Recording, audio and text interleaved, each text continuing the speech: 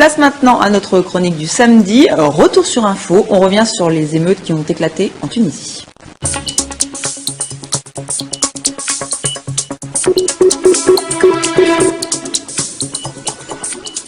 Et ces émeutes ont secoué la région de Sidi Bouzid, c'est dans le centre-ouest de la Tunisie, c'était la semaine dernière.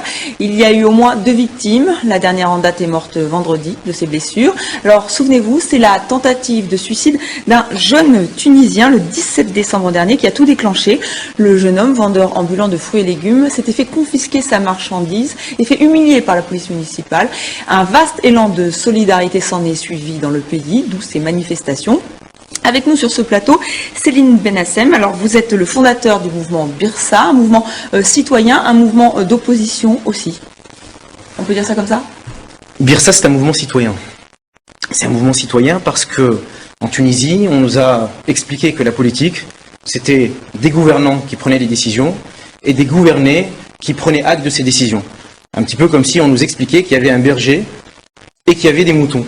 Et sauf que nous, on considère que nous ne sommes pas des moutons, mais des citoyens, et que nous pouvons collectivement décider de ce qu'on veut faire pour notre pays, ou décider de la manière dont on veut que notre pays progresse. Et c'est pour ça que ce mouvement est un mouvement citoyen. Vous, ce sont des Tunisiens de la diaspora, mais aussi de Tunisie? Ce sont des Tunisiens qui sont partout, en Tunisie et dans les 4 coins de la Tunisie, mais aussi à l'étranger, en France, en Angleterre, aux États-Unis, un petit peu partout. Et donc voilà pourquoi vous êtes sur ce plateau, donc pour commenter avec nous donc ces manifestations. On aimerait beaucoup avoir votre point de vue. Déjà, qu'il y ait des manifestations en Tunisie, c'est rare. Et là, il y avait vraiment une dimension politique.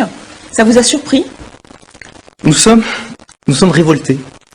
Nous sommes révoltés par l'état de délabrement des structures politiques, économiques et sociales dans le pays. Nous sommes révoltés de voir quelqu'un qui doit s'immoler par le feu avant qu'il n'y ait une réponse gouvernementale. On est révolté surtout et aussi de voir les réponses qui ont été apportées à ces manifestations. Oui. C'est-à-dire, quand vous dites vous êtes révolté, le mouvement Birsa, mais aussi vous voulez parler là on sent qu'il y a vraiment une colère des Tunisiens, d'où ces manifestations qui sont très difficiles puisque elles sont réprimées d'habitude. Mais de toute la jeunesse tunisienne, et elle continue à être réprimée. Oui, elle continue. C'est-à-dire qu'après ces manifestations, la seule réponse qui a été apportée par le gouvernement, c'est un tout petit peu d'argent mis sur la table, comme si on pouvait racheter la dignité des gens et leurs aspirations à des conditions de vie décentes par un chèque. Et il y a eu aussi une répression par la matraque. C'est-à-dire que ce que l'on a compris du discours du président Ben Ali, c'est le prochain qui se suicide, je le tue. Mais le président Ben Ali, qui a vraiment pris en compte ces manifestations, vous pensez qu'il est inquiet puisqu'il est intervenu à la télévision, il a reçu les familles des victimes, il y a une inquiétude, il sent que son pouvoir peut se fissurer? Alors, je ne suis pas à la place du président Ben Ali, mais j'ose penser qu'il n'est pas inquiet. Parce que, en bon politicien qu'il est, il serait inquiet s'il y avait une véritable force politique qui pourrait canaliser ce mouvement, le catalyser et porter les revendications du peuple pour aboutir à un renversement politique. Est-ce que là, ce sont des manifestations spontanées? Personne, selon vous, n'est derrière ces manifestations où il y a eu quand même les partis d'opposition qui ont participé? Il faut remercier les partis d'opposition, les membres de Birsa qui ont aussi manifesté sur le terrain et un petit peu partout, en Tunisie et ailleurs. Les partis d'opposition et certains syndicats ont été là, ont été présents. Mais il y a une différence entre sortir et manifester et entre avoir la force nécessaire, suffisante, pour conduire un peuple au pouvoir. Donc vous pensez que ça ne va rien donner? Pour l'instant, non. Et si vous me permettez de préciser ma pensée, ce qui manque fondamentalement en Tunisie, ce qu'on n'a pas, c'est un contrat social.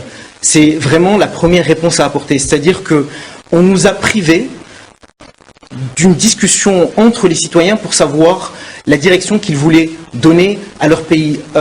D'un trait, Bourguiba, en accédant au pouvoir, a fait un contrat social qu'il a signé seul et il a décidé de ce qu'il voulait pour les Tunisiens. Ben Ali, en arrivant également au pouvoir, a signé une charte avec des mouvements d'opposition ou des prétendus leaders de l'opposition qui ont décidé à la place du peuple. Jamais le peuple ne s'est réuni pour décider de ce qu'il voulait.